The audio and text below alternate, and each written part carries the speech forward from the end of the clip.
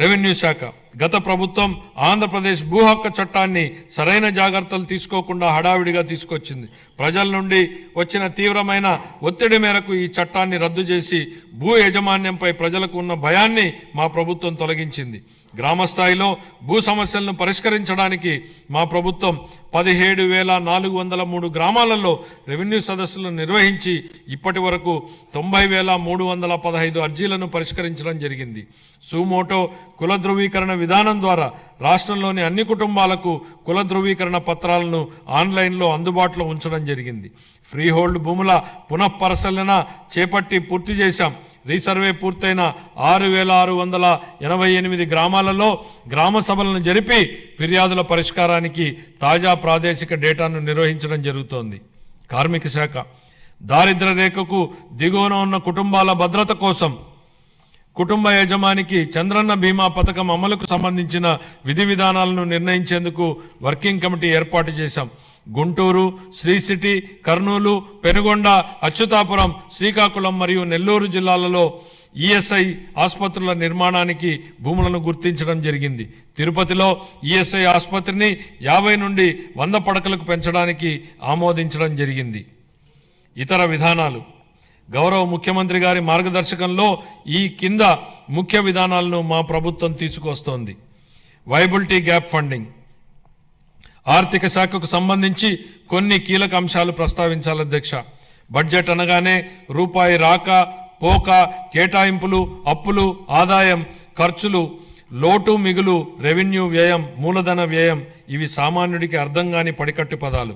ప్రజల కోసం పెట్టే బడ్జెట్ను ప్రజలకు అర్థమయ్యే భాషలో చెప్పాల్సిన బాధ్యత మనపై ఉంది అధ్యక్ష. గతంలో ఎన్నడూ లేని విధంగా మూలధన వ్యయం గురించి ఎక్కువ చర్చ జరుగుతోంది అధ్యక్ష. మూలధనం వ్యయం అంటే ఏమిటనేది సామాన్యుడి భాషలో చెప్పాలంటే ఒక రైతు భూమిని కొనడం మూలధన వ్యయం, ఆ భూమిని సాగు చేసుకోవడానికి అవసరమైన బావి తవ్వడం, బోర వేయడం మూలధన వ్యయం. ఇలా ఆ రైతు పెట్టిన ఆ మూలధన వ్యయం వలన అతని పొలంలో పంటలు పండుతాయి, ఆదాయం వస్తుంది. అలాగే ప్రభుత్వానికి మూలధన వ్యయం ఉంటుంది. సాగునీటి ప్రాజెక్టులు, మౌలిక సదుపాయాల వంటి వాటిపై ఖర్చు చేస్తే అవి తిరిగి ఆదాయాన్ని కల్పిస్తాయి. ఇదే నిజమైన మూలధన వ్యయం లక్ష్యం. ఒక ఉదాహరణ అధ్యక్ష, 1,600 కోట్ల రూపాయలను ఖర్చు పెట్టి కట్టిన పట్టిసీమ ప్రాజెక్టు ఈ రాష్ట్ర రైతాంగానికి 5 ఏళ్లలో 44,000 కోట్ల రూపాయలను సంపాదించే అవకాశాన్ని కల్పించింది. ఇది నిజమైన మూలధన వ్యయం, ప్రజలకు ఉపయోగపడే మూలధన వ్యయం. అందుకే మా ప్రభుత్వం దీనికి ఎక్కువ ప్రాధాన్యతనిస్తోంది. 100 కోట్లతో సముద్ర తీరాన ప్యాలెస్లు కట్టుకోవడం, సర్వే రాళ్లపై బొమ్మలకే 650 కోట్ల రూపాయలు తగలేయడం ప్రజలకు ఉపయోగపడే మూలధన వ్యయం కాదు. ఇలాంటివి క్యాపిటల్ ఎక్స్పెండిచర్లా కనిపించే పర్సనల్ ఎక్స్పెండిచర్. ఇది గత ప్రభుత్వ నిర్వాహకం. అందరినీ అలాంటి ప్రాజెక్టులపై మా ప్రభుత్వం డబ్బులు ఖర్చు పెట్టడం మూలధన వ్యయం. ఇది నాటి పాలకులు ఖర్చు పెట్టిన విధానానికి, నేటి పాలకులు ఖర్చు పెడుతున్న విధానానికి ఉన్న వ్యత్యాసం. అదే రూపాయిని ఎవరు ఎలా ఖర్చు పెడుతున్నారనడానికి ఇదే ఉదాహరణ. తక్కువ ఆదాయ వనరులున్న ప్రస్తుత పరిస్థితుల్లో పెద్ద క్యాపిటల్ ఎక్స్పెండిచర్ ప్రాజెక్టులు చేపట్టడానికి వచ్చే ఇబ్బందులను అధిగమించడానికి ప్రణాళికలు రూపొందించాం. ప్రైవేట్ పబ్లిక్ భాగస్వామ్యంతో కొత్త అభివృద్ధి పనులు చేపట్టేందుకు ప్రోత్సాహకంగా ప్రాజెక్టు వ్యయంలో 20% వరకు వైబిలిటీ గ్యాప్ ఫండింగ్ కోసం ఓ వినూత్న పథకాన్ని ప్రవేశపెడుతున్నామని ప్రకటిస్తున్నాం.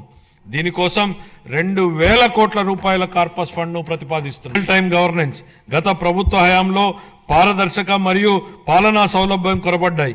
గూగుల్, టీసీఎస్, మెటా తదితర సంస్థలతో మా ప్రభుత్వం అవగాహన ఒప్పందాలు కుదుర్చుకుంది.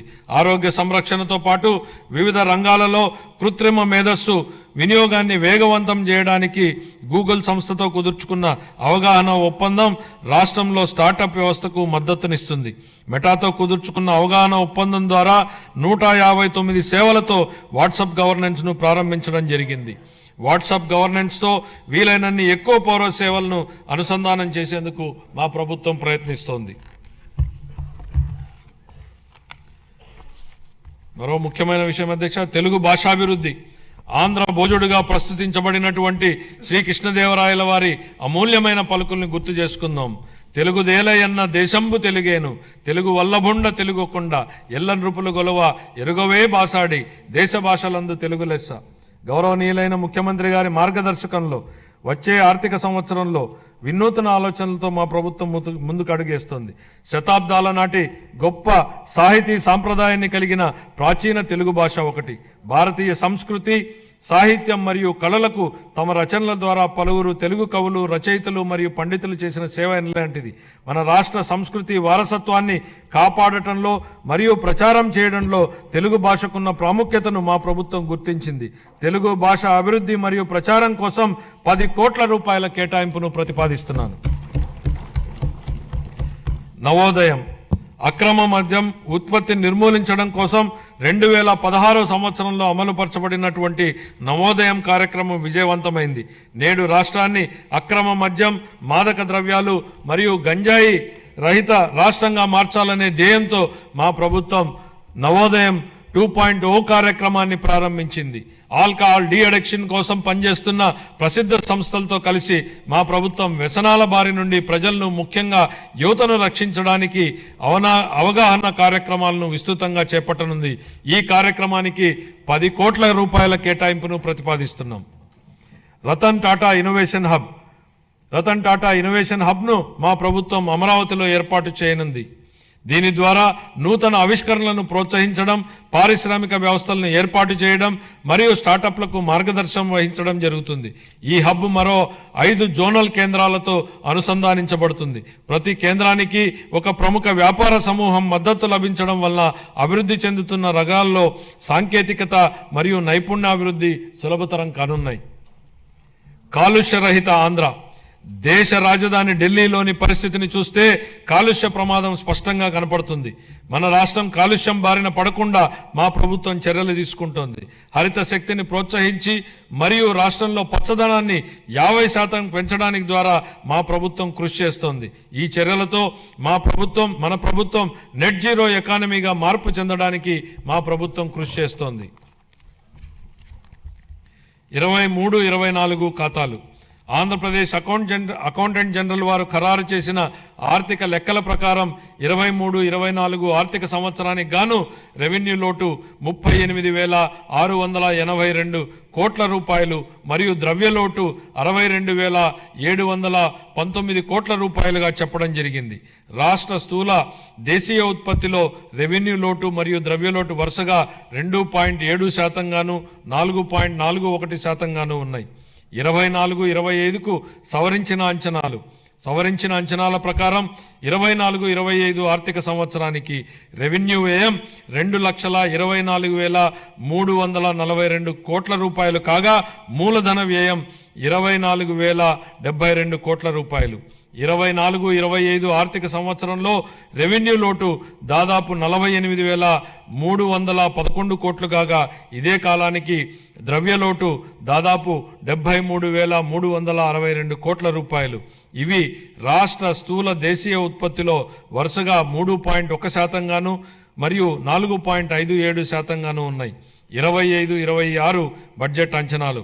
25-26 ఆర్థిక సంవత్సరానికి గాను నేను 3,22,359 కోట్ల రూపాయల వ్యయాన్ని ప్రతిపాదిస్తున్నాను.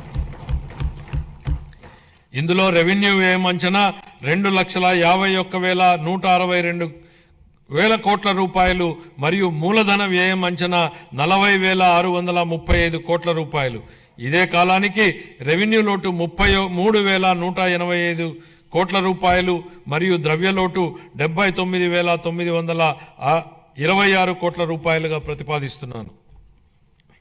రాష్ట్ర స్థూల దేశీయ ఉత్పత్తిలో రెవెన్యూ లోటు 1.82% గాను ద్రవ్యలోటు 4.3% గాను ఉండవచ్చు.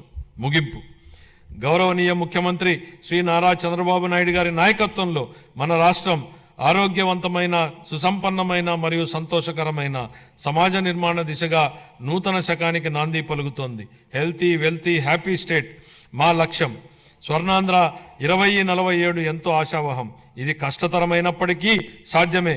గత ఏడాది నుండి మన రాష్ట్రంలో జరుగుతున్న ప్రగతిశీల పరివర్తన మనమందరం ఆశావహ దృక్పథంతో, ఆత్మవిశ్వాసంతో గర్వంగా ముందుకు సాగడానికి కావలసిన ప్రోత్సాహం ఇస్తుంది. 1944లో సుభాష్ చంద్రబోస్ గారు భారత జాతీయ సైన్య సభ్యులతో ఇలా అన్నారు, నాకు రక్తాన్ని ఇవ్వండి, నేను మీకు స్వాతంత్రాన్ని ఇస్తాను. దేశ స్వాతంత్ర సాధనకు ఈ పిలుపు స్ఫూర్తినిచ్చింది. గొప్ప నాయకులు క్లిష్ట సమయాలలో తమ ప్రజలను ఉత్తేజపరిచి ప్రజల ఉజ్వల భవిష్యత్తు వైపుకు నడిపిస్తారు. ఈ సందర్భంగా మహాకవి శ్రీశ్రీ గారి మాటల్ని గుర్తు చేసుకుందాం. నేను సైతం ప్రపంచాగ్నికి సమిధనొక్కటి ఆహుతి ఇచ్చాను, నేను సైతం విశ్వవృష్టికి అశ్రు ఒక్కటి ధారపోశాను.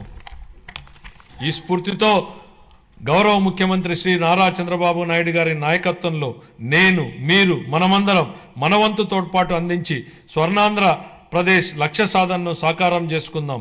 ఈ మాటలతో ఇప్పుడు మన రాష్ట్ర బడ్జెట్ను గౌరవ సభ ఆమోదం కోసం ప్రతిపాదిస్తున్నాను. జై ఆంధ్రప్రదేశ్, జై హింద్.